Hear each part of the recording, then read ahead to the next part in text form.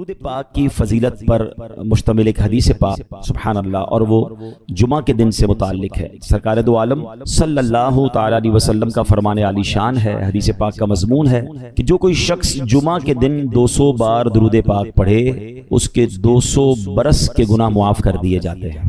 اب آپ غور کریں کہ سبحان اللہ جمعہ کا دن کتنا مبارک دن ہے، اور اس دن سبحان اللہ اس کا مرتبہ اتنا بڑا ہے۔ علماء فرماتے ہیں کہ جمعہ کے دن اگر کوئی ایک نیکی کرے تو اسے 70 نیکیوں کا ثواب ملتا۔ تو ہمیں اس دن تلاش کر کر کے نیکیاں کرنی چاہیے، درود پاک پڑھیں، تلاوت قرآن کریں، ہو سکے تو جمعہ کے دن سورہ یاسین پڑھیں۔ سورہ کہف پڑھنے کے تو بہت سارے فضائل ہیں، احادیث میں یہ مضمون ملتا ہے کہ جو جمعہ کے دن سورہ کہف پڑھے، ایک جمعے کو پڑھے تو اگلے جمعے تک اس کے لیے نور کر دیا جاتا ہے۔ تو تھوڑی دیر لگتی ہے، 12-15 منٹ سورہ کہف کی تلاوت بھی کر لیا کریں، اور سبحان اللہ جمعہ کے دن ہو سکے تو مریض کی عیادت کریں، صدقہ و خیرات کریں، جتنا ہو سکے نیکیاں کریں۔ ہاں ایک بات یاد رکھنی ہے کہ جب جس مقام، جس وقت اور جس یوں سمجھیے کہ جگہ کا شرف اور بزرگی زیادہ ہوتی ہے، یا جس مہینے یا جس دن کی، تو پھر اس دن گناہ کرنا، اس مقام پر گناہ کرنا، اس کی سزا بھی بڑھ جاتی ہے۔ مثال کے طور پہ کوئی باہر روڈ پر گناہ کرے، یقیناً گناہ ہے، مگر مسجد کے اندر آ کر کرے گا تو اس کی پنشمنٹ بڑھ جائے گی نا، کہ اللہ کے گھر میں آ کر بھی گناہ کرنا ہے۔ کوئی عام دن میں گناہ کرے، یقیناً غلط ہے، مگر جمعہ کے دن گناہ کرے گا تو جہاں نیکی 70 گنا، وہاں اس کا گناہ بھی 70 گنا ہو جاتا ہے۔ تو پلیز عام دنوں میں بھی بچنا ہے، مگر جمعے کو گناہ نہیں کرنے، اسپیشلی بچنا ہے۔ جمعے کو کوئی نماز قضا نہیں ہونی چاہیے، میں نہیں کہتا عام دنوں میں بھی نہیں ہونی چاہیے، مگر کتنی افسوس کی بات ہے کہ جمعے کی نماز پڑھتے ہیں، عصر کی نہیں پڑھتے۔ جمعے کو خاص طور پہ نمازوں کا اہتمام کریں، جمعے کو خاص طور پہ گناہوں سے بچیں۔ اللہ کرے کہ یہ بات ہم سمجھنے میں کامیاب ہو اور اس دن کو امپورٹنس دیں۔ اس کی امپورٹنس کتنی ہے شریعت کی نظر میں، اللہ کی بارگاہ میں، کہ قرآن پاک میں پوری سورہ جمعہ نازل کی گئی ہے۔ صرف ذکر نہیں کیا گیا قرآن میں جمعہ کے دن کو، یعنی جمعہ کو ڈسکرائب کرنے کے لیے ایک پوری سورت قرآن پاک میں نازل کر دی گئی ہے۔ تو try to understand the importance of the day of Friday. اس کو آرڈنری ڈے کی طرح، اس کو عام دنوں کی طرح سیلیبریٹ نہ کریں۔ اللہ کرے کہ یہ بات ہمیں سمجھ آئے۔ آئیے مل کر محبت کے ساتھ بآواز بلند درود پاک پڑھ لیں۔ صلو علی الحبیب صلی اللہ تعالی علی محمد صلی اللہ علیہ وسلم۔ آج جو قرآن پاک کی ہمیں آیت ہم نے سننی ہے، سبحان اللہ کیا کمال کی آیت ہے اور کیا شاندار اس میں لیسن ہے۔ پارہ نمبر 3 ہے، سورہ بقرہ ہے، آیت نمبر ہے 254۔ اللہ قرآن مجید میں ارشاد فرماتا ہے، بسم اللہ الرحمن الرحیم، یا ایھا الذین آمنوا انفقوا مما رزقناکم من قبل ان یأتی یوم لا بیع فیہ ولا خلۃ ولا شفاعۃ والکافرون هم الظالمون۔ آسان ترجمہ قرآن کنز العرفان، اے ایمان والو ہمارے دیے ہوئے رزق میں سے اللہ کی راہ میں اس دن کے آنے سے پہلے خرچ کر لو جس میں نہ کوئی خرید و فروخت ہوگی اور نہ کافروں کے لیے دوستی اور نہ شفاعت ہوگی، اور کافر ہی ظالم ہیں۔ یعنی سبحان اللہ اس قرآن مجید کی اس آیت میں ہمیں جھنجھوڑا گیا ہے۔ ایک دن آنا ہے جس دن مال کام نہیں آئے گا، جس دن کوئی دوستی کام نہیں آئے گی۔ ہاں اچھے لوگوں کے ساتھ رہے ہوگے تو کام آئے گی، برے دوست اور خاص طور پہ اگر غیر مسلم ہیں، ایمان ہی نہیں ہے ان کے پاس، کوئی کام نہیں آئے گا تمہارے۔ اس دن سے پہلے اس دن کی تیاری کر لو۔ اللہ نے مال دیا ہے، اس کو اس کی راہ میں خرچ کر لو۔ اب اس آیت کا معنی کیا بنتا ہے ذرا سمجھیے گا۔ اس آیت میں آخرت کا زاد راہ تیار کرنے کا ایک اور طریقہ بیان فرمایا کہ قیامت آنے سے پہلے راہ خدا میں اپنا مال خرچ کر لو جو خدا ہی نے تمہیں عطا کیا ہے، اللہ نے دیا ہے نا۔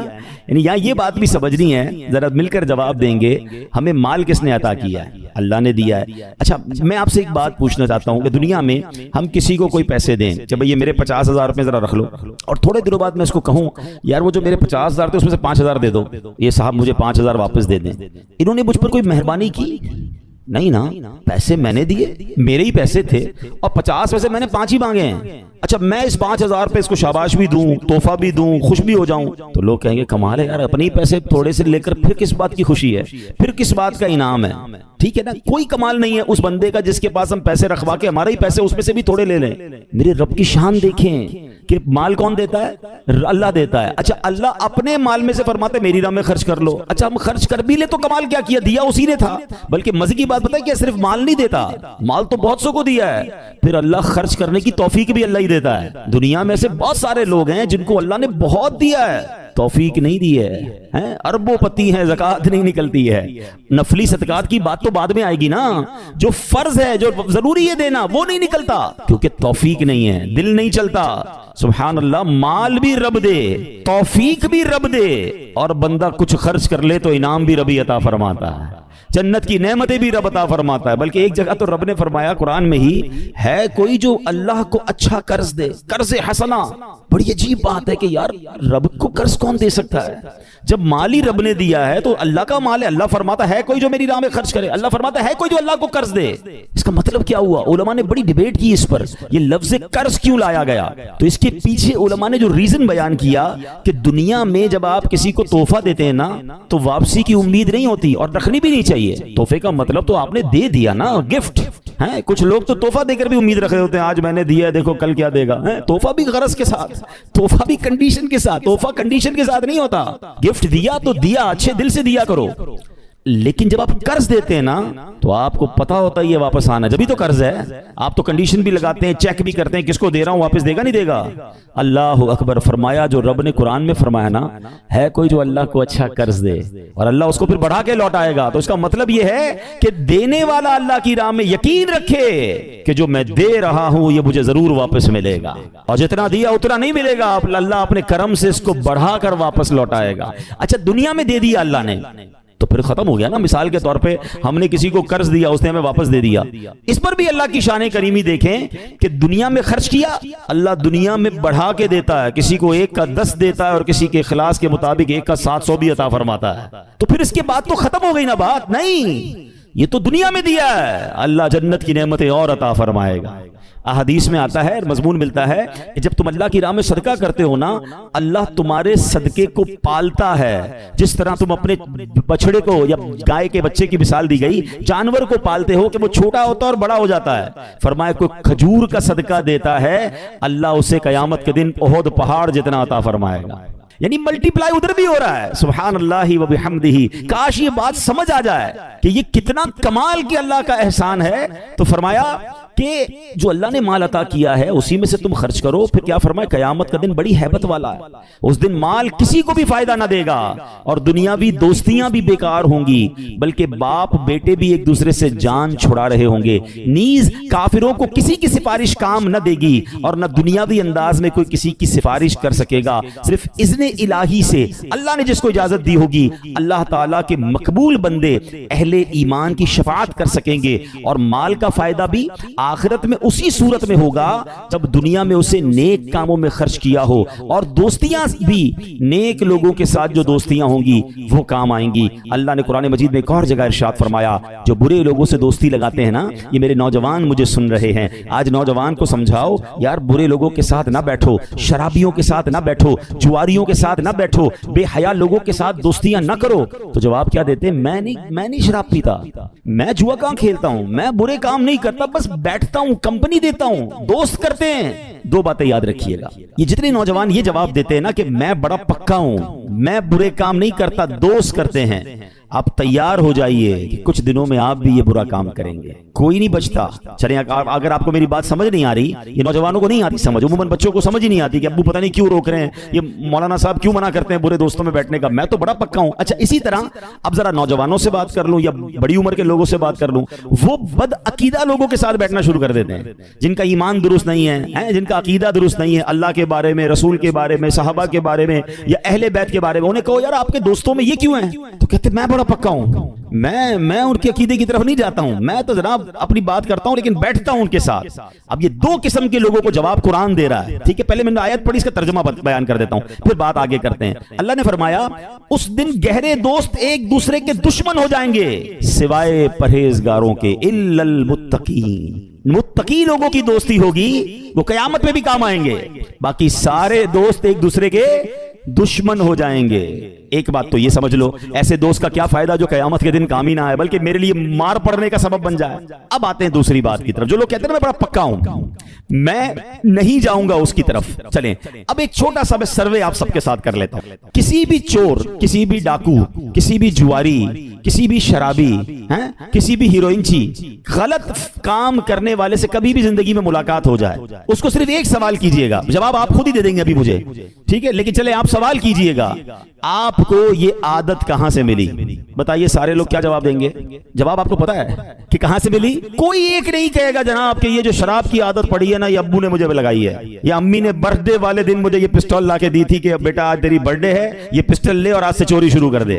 آپ کو یہ سارے لوگ جواب یہی دیں گے، یار بیٹھتا تھا، دوست پیتے تھے، دوست غلط کام کرتے تھے، دوست جوا کھیلتے تھے، کہا یار تھوڑے ہی پیسے لگا لو، بڑا مزہ آتا ہے، ہم تو روز جیتتے، تم بھی جیت جاؤ گے، اور جناب مجھے جوئے کی لت پڑ گئی اور آج سب کچھ بک گیا۔ آج میں اتنی شراب پیتا ہوں، پہلے ایک بھی نہیں پیتا تھا، آج جو میں یہ چرس اور ہیروئن پی رہا ہوں، میں تو صرف سگریٹ پیتا تھا، ایک بار دوست نے کہا ذرا تھوڑا سا کش تو لگا لو، اور آہستہ آہستہ مجھے یہ عادت پڑ گئی۔ ایک بندہ آپ دنیا میں نہیں دکھا سکتے کہ جس کو بری عادت لگی ہو اور وہ دوستوں کی وجہ سے نہ لگی ہو، تو واٹ از دا ریزلٹ؟ سیدھا سیدھا فارمولا ہے نا کہ برا دوست ہی دوست کو خراب کرتا ہے۔ اور سبحان اللہ، اب ذرا تھوڑا سا ایک اور سروے کر لیتے ہیں، آپ ہی کا سروے کر لیتے ہیں، اس میں 100% جواب نہیں آئے گا، اس میں 70-80% جواب آئے، کیونکہ اس میں ماشاءاللہ ماں باپ کا کردار بھی ہوتا ہے، لیکن 70-80% آپ میں سے اگر میں کسی سے پوچھوں یار آپ کی نماز کی عادت کیسے بن گئی، آپ کی ماشاءاللہ تلاوت کی عادت کیسے بن گئی، آپ نے چہرے پہ سنت کیسے سجا لی ہے، آپ اچھی محفلوں میں کیوں جانے لگ گئے ہیں، آپ کے اندر یہ خوبصورت عادت کہاں ہے، تو آپ میں سے 70% لوگ جواب کیا دیں گے؟ یار ایک اچھا دوست مل گیا تھا، ایک اچھا رہنما مل گیا تھا جس نے بڑے پیار سے مجھے دعوت دی تھی، یا کسی عالم دین سے ملاقات ہو گئی تھی، ایک اچھی صحبت ملی تھی جس نے مجھے یہ عادت ڈال دی۔ تو سبحان اللہ، فارمولا آپ کے سامنے ہے کہ صحبت صالح ترا صالح تنے، اچھے کی صحبت تجھے اچھا بنا دے گی، اور برے کی صحبت صحبت طالح ترا طالح کنن، تجھے برے کی صحبت برا بنا دے گی۔ یہ مانتے نہیں ہیں لوگ، نہ نوجوان آج کا مان رہا ہے، نہ بچے مان رہے ہیں، کہتے نہیں ہم بڑے پکے ہیں۔ آپ کو امپیکٹ ضرور آئے گا۔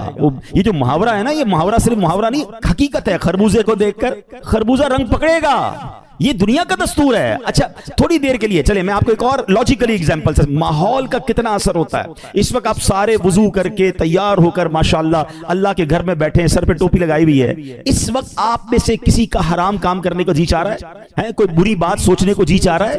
کوئی بے حیائی کی بات دماغ میں آ رہی ہے؟ کیوں نہیں آ رہی ہے بھائی؟ کیونکہ آپ اچھے ماحول میں بیٹھے ہیں، آپ اچھے انوائرمنٹ میں بیٹھے۔ انوائرمنٹ اثر ڈالتا ہے، صحبت اثر ڈالتی ہے۔ اس وقت اللہ رسول کی بات سننے کو جی چاہ رہا ہے، یہیں سے اٹھ کر کسی ڈانس کلب میں چلے جائیں، کسی میوزیکل پروگرام میں چلے جائیں، بے حیائی کے پروگرام میں جائیں، تھوڑی دیر تک تو بندہ اسٹک رہے گا، تھوڑی دیر بعد اس کا دماغ بھی الٹا سوچنا شروع کر دے گا۔ کیوں؟ صحبت اثر ڈالتی ہے، ماحول امپیکٹ ڈالتا ہے۔ اگر بچنا ہے نا تو ہمیں اچھے ماحول میں ہی رہنا ہوگا، ہمیں اچھے دوستوں میں رہنا ہوگا، ورنہ میں کہوں میں بڑا پکا ہوں، ارے بڑے بڑے اولیاء کہلانے والوں کو شیطان نے پلٹا دیا، میں اور آپ کیا ہیں؟ تو اپنے اوپر اتنا غرور، اتنا جس کو کہتے ہیں نا یقین نہیں ہونا چاہیے، ہمیں ڈرتے رہنا چاہیے۔ قرآن کہہ رہا ہے نا تو بری دوستیوں سے بچیے، خدارہ بچیے، یہ ایمان لے سکتی ہیں۔ وہ کہتے ہیں نا برا یار مار سے زیادہ خطرناک ہے، مار فارسی میں کہتے ہیں سانپ کو، یار وہ والا جو برا ہے وہ سانپ سے زیادہ خطرناک ہے۔ سانپ جان لیتا ہے، برا دوست ایمان لے لیتا ہے، لیکن ہمیں فکر ہی نہیں ہے۔ کوئی بات نہیں یار، غیر مسلم ہے تو کیا ہوا، ہم تو جاتے، معاذ اللہ مسلمان کہلانے والے ان کے تہواروں میں جاتے ہیں، ان کے تہواروں میں مٹھائیاں جا رہی ہیں، ان کے گھروں سے مٹھائیاں آ رہی ہیں۔ کیا جواب دو گے اللہ رسول کو؟ اس سے دوستی لگائیے جس کا صحابہ کرام کے بارے میں عقیدہ ہی درست نہیں ہے اور ہم اس کے ساتھ کھاتے پیتے ہیں۔ کیا جواب دیں گے ہم صحابہ کرام کو، نبی پاک کو کیا جواب دیں گے؟ سرکار دو عالم علیہ الصلوۃ والسلام فرماتے ہیں الصحابی کالنجوم، میرے صحابہ ستاروں کی مانند ہیں، فبأیہم اقتدیتم اہتدیتم، میرے صحابہ ستاروں کی مانند ہیں، جس کی بھی پیروی کرو گے تم کامیاب ہو جاؤ گے۔ اور ان صحابہ کو برا بھلا کہنے والا میرا دوست ہو سکتا ہے؟ کیسے ہو سکتا ہے؟ سوچئے نا۔ اچھا پھر ایسے دوست لگائے ہوں گے جو اہل بیت کو برا بھلا کہہ رہے ہیں؟ معاذ اللہ، کبھی سوچا آپ نے کہ سرکار کی آل کے بارے میں بری بات کرنے والے کے ساتھ میں کیسے بیٹھ سکتا ہوں؟ مگر نہیں، کوئی بات نہیں یار، میرا دوست ہے، اس کا عقیدہ ہے۔ یار آپ کے والد کو کوئی گالی دے، آپ کی والدہ کو کوئی برا بھلا بولے، آپ اس کے ساتھ بیٹھیں گے؟ آپ کہیں میں اس کی جان لے لوں گا، اس کا گلا پکڑ لوں گا؟ اچھا تمہاری ماں کو برا بھلا کہے تم نہیں بیٹھو گے، مومنوں کی ماں کے بارے میں، ہماری امہات المومنین کے بارے میں کوئی برا کہے ہمارا دوست بن جاتا ہے؟ سوچیے ہم کیا کر رہے ہیں، ہم کدھر جا رہے ہیں؟ ہمارا کوئی معیار نہیں ہے، ہم مسلمان پہلے ہیں، ہمیں نبی پاک علیہ الصلوۃ والسلام سے بروز قیامت شفاعت لینی ہے، ہم کیسے ان کو دوست بنا سکتے ہیں؟ تو خدا را سمجھیے، اللہ کے ولی، سبحان اللہ، اولیاء کرام کے بارے میں بری باتیں کرنے والا میرا دوست کیسے ہو سکتا ہے؟ اولیاء کرام، اچھا ولی کہتے کس کو ہیں؟ دوست کو۔ کس کا ولی ہے؟ اللہ کا دوست ہے، اللہ کے دوست کو برا کہے تو اللہ مجھ سے راضی ہوگا؟ میرا بہت چھوٹا سا علم ہے پیارے اسلامی بھائیوں، لیکن میں نے اب تک جو پڑھا ہے 2 ہی مقامات قرآن مجید میں ملتے ہیں یا احادیث میں سننے کو ملتا ہے کہ یہ 2 کام ایسے ہیں کہ کوئی کر لے تو وہ ایسا ہے جس سے اللہ اعلان جنگ فرماتا ہے۔ رب سے جنگ کرنا ہے، یہ 2 کام ایسے ہیں۔ مجھے بتاؤ اللہ سے جنگ کر کے کوئی جیتے گا؟ بربادی ہونا ہے نا۔ تو ان 2 کاموں سے تو مجھے میلوں کوسوں دور رہنا ہے۔ وہ 2 کام کون سے ہیں؟ فرمایا ایک سود کا کام کرنے والا اور ایک اللہ کے ولی سے دشمنی کرنے والا۔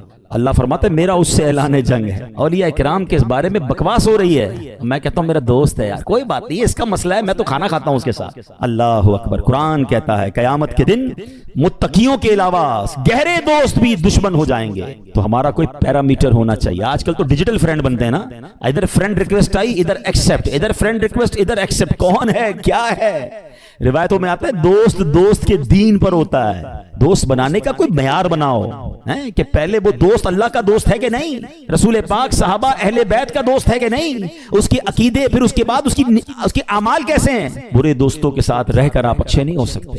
کاش یہ قرآن کا پیغام آج ہم سمجھ جائیں کہ ہمیں دوست کسے بنانا ہے۔ اچھا پھر سبحان اللہ آگے قرآن کہتا ہے کہ پھر اپنے اللہ نے جو مال دیا ہے نا اس کو خرچ کر کے اس دن سے پہلے خرچ کر لو جس دن پھر کوئی کاروبار نہیں ہوگا، جس دن پیسہ کام نہیں آئے گا۔ ایک اور جگہ رب قرآن میں فرماتا ہے وَأَنفِقُوا مِمَّا رَزَقْنَاكُمْ مِن قَبْلِ أَن يَأْتِيَ أَحَدَكُمُ الْمَوْتُ فَيَقُولَ رَبِّ لَوْلَا أَخَّرْتَنِي إِلَىٰ أَجَلٍ قَرِيبٍ فَأَصَّدَّقَ وَأَكُن مِّنَ الصَّالِحِينَ۔ ترجمہ، اور ہم نے تمہیں جو رزق دیا اس سے اس وقت سے پہلے ہماری راہ میں خرچ کر لو کہ تم میں سے کسی کو موت آئے تو کہنے لگے اے میرے رب تو نے مجھے تھوڑی مہلت کیوں نہ دی کہ میں صدقہ دیتا اور صالحین میں سے ہوتا۔ مرنے کے بعد بندہ کہے گا اے اللہ دوبارہ بھیج دے، مجھے تو پتہ ہی نہیں تھا میں اتنا جلدی مر جاؤں گا، میں اب روزہ بھی رکھوں گا، میں صدقہ بھی دوں گا، میں نمازیں بھی پڑھوں گا، اے اللہ ایک موقع دے دے۔ اس کے بعد کوئی موقع نہیں ملے گا۔ اعلیٰ حضرت لکھتے ہیں نا اترتے چاند ڈھلتی چاندنی جو ہو سکے کر لے، اندھیرا پاک آتا ہے یہ 2 دن کی اجالی ہے۔ ارے یہ بھیڑیوں کا بن ہے اور شام آ گئی سر پر، کہاں سویا مسافر ہائے کتنا لا ابالی ہے۔ اندھیرا گھر اکیلی جان دل دم گھٹتا دل اکتا تھا، خدا کو یاد کر پیارے وہ ساتھ آنے والی ہے۔ زمین تپتی کٹیلی راہ بھاری بوجھ گھائل پاؤں، مصیبت جھیلنے والے تیرا اللہ والی ہے۔ نہ چونکا دن ہے ڈھلنے پر تیری منزل ہوئی کھوٹی، ارے او جانے والے نیند یہ کب کی نکالی ہے۔ ہم سب دنیا میں جانے کے لیے آئے ہیں۔ میں 2 دن پرانی بات آپ کو بتاتا ہوں۔ میں نیو کراچی میں گیا، میرا بیان تھا وہاں پر۔ بیان کے بعد مجھے لوگوں نے کہا کہ اس بیان کے پاس ہی ایک گھر ہے اور وہاں بڑی جوان موت ہوئی ہے، والد صاحب کو صبر ہی نہیں آ رہا ہے، آپ تھوڑی دیر کے لیے چلیں دعا کر دیں گے ان کو کچھ تسلی ہو جائے گی۔ یقین کریں اس وقت میں آپ سے بات کر رہا ہوں اس نوجوان کا چہرہ میری آنکھوں میں گھوم رہا ہے۔ پتہ اس کی عمر کتنی تھی؟ وہ 20 سال کا بھی نہیں ہوا تھا، 19 سال اور چند مہینے کا وہ نوجوان تھا جس کا انتقال ہوا۔ اس کے والد بھی موجود تھے، اس کے دادا بھی موجود تھے۔ میں اس گھر میں ملنے گیا، آپ یقین کریں جو ان کی کیفیت تھی، پتہ وہ کیا کہتے تھے؟ میں نے کہا کیسے انتقال ہوا؟ وہ کہتے یہ نوجوان صرف 2 دن پہلے بیمار ہوا، بخار ہوا۔ ہم نے کہا نارمل سی بات ہے، گھر میں دوائی دے دیتے ہیں بخار میں۔ اگلا دن اس کا چہرہ پیلا پڑنا شروع ہو گیا، ہم سمجھے پیلیا ہو گیا ہے، علاقے کے ڈاکٹر کو دکھانے گئے کہ جناب کوئی تھوڑی سی دوائی دے دیں، جوائنٹس لگ رہا ہے۔ شام تک اس کی طبیعت اتنی بگڑ گئی کہ ہم پھر کسی بڑے ہاسپٹل میں لے گئے۔ ہاسپٹل والوں نے کہا طبیعت سیریس ہے، راتوں رات اس کو ہاسپٹل میں ایڈمٹ کیا اور اگلے دن اس کا وصال ہو گیا۔ ہم نے جتنے ٹیسٹ کروائے، وہ کہتے ہیں جو ٹیسٹ کی رپورٹیں تھی نا وہ بھی نہیں آ پائیں۔ بندے کے انتقال کے 3 دن بعد ٹیسٹ کی رپورٹیں آ رہی ہیں کہ بلڈ میں یہ پرابلم ہے، وہ یعنی اتنا بھی ٹائم نہیں ملا ہمیں کہ ہم اس کی ڈائگنوز کر سکتے کہ اس کو پرابلم کیا تھا۔ بڑا پیسے والے تھے، بڑا گھر تھا، سب کچھ تھا، مگر وہ 20 سال کا نوجوان اب اپنی قبر میں اکیلا ہے۔ کاش یہ بات ہمیں سمجھ آ جائے کہ میں نے بھی جانا ہے، آپ نے بھی جانا ہے۔ کس بات کا انتظار ہے یار؟ ہمیں کیوں لگ رہا ہے کہ ابھی بہت باقی ہے؟ ابھی تو بڑی لائف پڑی ہے، ابھی تو بڑھاپا آئے گا، پھر جناب اللہ اللہ بھی کر لوں گا، پھر توبہ بھی کر لوں گا، پھر حرام بھی چھوڑ دوں گا، پھر اللہ کی راہ میں خرچ بھی کر لوں گا۔ دادا موجود ہے، پوتا قبر میں ہے۔ وہ ایک قبرستان میں تختی لگی ہوئی تھی نا ایک قبر کے اوپر، میں بڑا اہم تھا یہی میرا وہم تھا۔ کاش یہ بات سمجھ آ جائے تاریخ پیدائش بھی لکھی ہوتی ہے اور تاریخ وصال بھی. کیلکولیٹ کیا کریں گے یار یہ 70 سال کے بعد قبر میں گئے, پھر آپ کو کوئی قبر ملے گی جو 40 سال کا قبر میں گیا ہوگا, آپ کو ایسی بھی قبر ملے گی جو 15 سال میں قبر میں گیا ہوگا, بلکہ قبرستان میں چھوٹی چھوٹی قبریں بھی ہوتی ہیں, بچے بھی قبر میں گئے. اٹ مینز ہم میں سے ہر کوئی ایک سیکوینس سے آیا ضرور ہے. میرے دادا پہلے آئے, آپ کے بھی پہلے دادا آئے, پھر والد آئے, پھر آپ آئے, پھر آپ کے بچے, پھر ان کے بچے. یہ ایک سیکوینس ہے, ایک ترتیب ہے. آنے کی ترتیب ہے, جانے کی ترتیب نہیں ہے. پہلے کوئی بھی جا سکتا ہے, تو پھر کیوں تیاری نہیں کر رہے؟ یہی تو قرآن کہہ رہا ہے کہ بندہ مرنے کے بعد کہے گا یا اللہ مجھے مہلت کیوں نہ دی, میں نیک کام کرتا, میں تیری راہ میں خرچ کرتا. موت مہلت دے کر نہیں آتی ہے. مجھے اور آپ کو کوئی میسج نہیں آئے گا. آج کل میسج آتا ہے نا موبائل کمپنی کا کہ جناب 90% ڈیٹا یوز ہو گیا ہے, پلیز اب 10% رہ گیا ہے, اب جلدی سے پیسے ڈلوائیں ورنہ موبائل بند ہو جائے گا. ہم کہتے ہیں یار اپنے اسٹاف کو یا پیسے بھجواؤ, موبائل بند ہونے والا ہے. زندگی میں مجھے اور آپ کو کوئی میسج نہیں آئے گا کہ your 10% life remaining, please make repentance, توبہ کر لیں, 10% رہ گئی ہے, 2 دن رہ گئے, اب سجدہ کر لیں, اب اللہ کو راضی کر لیں, اب چھوڑ دیں حرام کو. نہیں, صبح بندہ گھر سے نکلتا ہے, شام جنازہ گھر پہ آتا ہے. پلیز قرآن کے اس پیغام کو آج لے کر جائیں. اللہ نے مال دیا ہے, زندگی میں خرچ کر لو, اچھی جگہ خرچ کرو, غریبوں کی مدد کریں, صدقہ جاریہ والے کام کریں, زکوٰۃ اس کی پوری دیں, اور صرف زکوٰۃ کیوں اور خرچ کر لو. اچھا یہ مال جانا کدھر ہے؟ آپ ہی کے اکاؤنٹ میں جانا ہے. اللہ کی راہ میں خرچ کر کے ٹینشن کیوں ہوتی ہے؟ کوئی ایسا بندہ دیکھا آپ نے کبھی کہ جو بندہ کہے یار آج بڑا موڈ آف ہے؟ ہم کہیں کیوں موڈ آف ہے؟ کہ یار یہ جیب میں پیسے تھے نا, یہ آتے آتے بینک میں ڈلوا کے آیا ہوں. ہم کہیں گے تھوڑے ہی پیسے تھے, آپ کے ہی جیب میں تھے, آپ کے ہی اکاؤنٹ میں چلے گئے, ٹینشن کس بات کی ہے؟ ایسا ہی ہے نا, کوئی ٹینشن نہیں ہوتی کہ یار کیش پڑا ہے ذرا اکاؤنٹ میں ڈلوا دوں. کاش میرا اور آپ کا یہ ذہن بن جائے کہ جو میرے پاس پیسے ہیں میں جب جب اللہ کی راہ میں خرچ کرتا ہوں یہ میرے ہی جنت کے اکاؤنٹ میں جمع ہو رہے ہیں, تو پھر کبھی ٹینشن نہیں ہوگی, خوشی ہوگی کہ یار اچھا جمع کروا دو. یہی تو قرآن نے کہا کہ اپنی لائف میں اللہ کے دیے ہوئے مال میں سے اللہ کی راہ میں خرچ کریں. اللہ اکبر. قیامت کے بارے میں ایک اور آیت سنیے, کاش ہم یہ میسیجز لے کے جائیں. قرآن میرا فرماتا ہے, قرآن کہتا ہے اس دن آدمی اپنے بھائی سے بھاگے گا, اور اپنی ماں اور اپنے باپ اور اپنی بیوی اور اپنے بیٹوں سے. ان میں سے ہر شخص کو اس دن کی ایک ایسی فکر ہوگی جو اسے دوسروں سے بے پرواہ کر دے گی. استغفار جہاں گناہوں کی معافی ہے نا, وہاں یہ بہت سارے مسائل کے حل کی کنجی بھی ہے. آپ اگر پرابلم میں ہیں, روزی کے مسائل ہیں, اولاد نہیں ہو رہی ہے, یا کوئی بھی پرابلم ہے, ایک واقعہ سنیے. امام حسن بصری رحمۃ اللہ تعالی, بہت بڑے بزرگ ہیں. ایک شخص آیا, آ کر کہتا حضور قحط کی پوزیشن آ گئی ہے, بارش نہیں ہو رہی, دعا فرمائیں, کو وظیفہ عطا فرمائیں. آپ نے فرمایا استغفار کرو. وہ چلا گیا. اچھا ایک بزرگ بیٹھے تھے ان کے پاس, حضرت ربیع بن صبیح رحمۃ اللہ, وہ دیکھ رہے تھے. دوسرا بندہ آیا, کہتا حضور تنگ دستی ہے, کاروبار میں ڈاؤن ہے, رزق میں تنگی ہے. آپ نے فرمایا استغفار کرو. پھر تیسرا شخص آیا, کہتا حضور اولاد نہیں ہو رہی ہے, حصول اولاد کے لیے وظیفہ لینا ہے. فرمایا استغفار کرو. چوتھا بندہ آیا, وہ کہتا ہے کہ حضور میرے باغ میں فصلوں میں پیداوار کی کمی ہے. فرمایا استغفار کرو. حضرت ربیع بن صبیح کہتے ہیں حضور پہلا بندہ الگ پرابلم لے کر آیا, دوسرا الگ, تیسرا الگ, چوتھا الگ, چاروں کو ایک ہی وظیفہ, استغفار استغفار. آئے ہائے, بڑوں کی بڑی باتیں ہیں. قرآن میں بھی پڑھتا ہوں, قرآن آپ بھی پڑھتے ہیں, مگر دیکھو اللہ والے کیسے پڑھتے ہیں. کیا خوبصورت جواب دیا آپ نے. آپ فرماتے ہیں سورہ نوح پارہ 29 آیت نمبر 10 سے 12 کی آپ نے تلاوت فرمائی. اب ذرا قرآن سنیے گا. بسم اللہ الرحمن الرحیم. استغفروا ربکم انہ کان غفارا یرسل السماء علیکم مدرارا ویمددکم باموال وبنین ویجعل لکم جنات ویجعل لکم انہارا. سبحان اللہ. ذرا سنیے گا, اپنے رب سے معافی مانگو. استغفروا ربکم انہ کان غفارا, بے شک وہ بڑا معاف کرنے والا ہے. اب دے گا عطا, کیا فرمائے گا؟ یرسل السماء علیکم مدرارا, وہ تم پر موسلا دھار بارش بھیجے گا. وَيُمْدِدْكُمْ بِأَمْوَالٍ وَبَنِينَ وَيَجْعَلْ لَكُمْ جَنَّاتٍ وَيَجْعَلْ لَكُمْ أَنْهَارًا. فرمایا اور مالوں اور بیٹوں سے تمہاری مدد فرمائے گا, اور تمہارے لیے باغات بنا دے گا, اور تمہارے لیے نہریں بنائے گا. باغات بھی بڑھ رہے ہیں, اولاد بھی عطا ہو رہی ہے, مال بھی بڑھ رہا ہے, بارش بھی ہو رہی ہے. کس چیز سے؟ استغفار سے.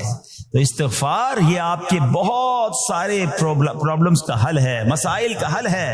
بس اپنی زبان استغفار سے تر رکھیے. اچھا پھر اس میں تھوڑی سی شرمندگی بھی ہو, ایسا نہیں کہ استغفار بھی ہو رہا ہے اور دماغ کہیں اور ہے, مسکرا بھی رہے ہیں, ہنس بھی رہے ہیں, اور استغفر اللہ, کسی سے معافی مانگتے ہوئے ہنستا ہے کیا بندہ؟ استغفر اللہ ربی من کل ذنب واتوب الیہ, یا اللہ میں اپنے سارے گناہوں سے تجھ سے معافی مانگ رہا ہوں. بہت سارے استغفار کے سیکھے ہیں. استغفر اللہ العظیم من کل ذنب عظیم، اے اللہ میں تجھ سے استغفار کرتا ہوں، وہ رب جو بہت عظیم ہے، اپنے سارے بڑے گناہوں سے میں استغفار کرتا ہوں. الگ الگ سیغوں سے اللہ کی بارگاہ میں استغفار کریں. ہو سکے تو کبھی گناہ یاد آئیں تو آنسو بھی بہ رہے ہوں، مگر یہ استغفار اللہ کو بڑا پسند ہے.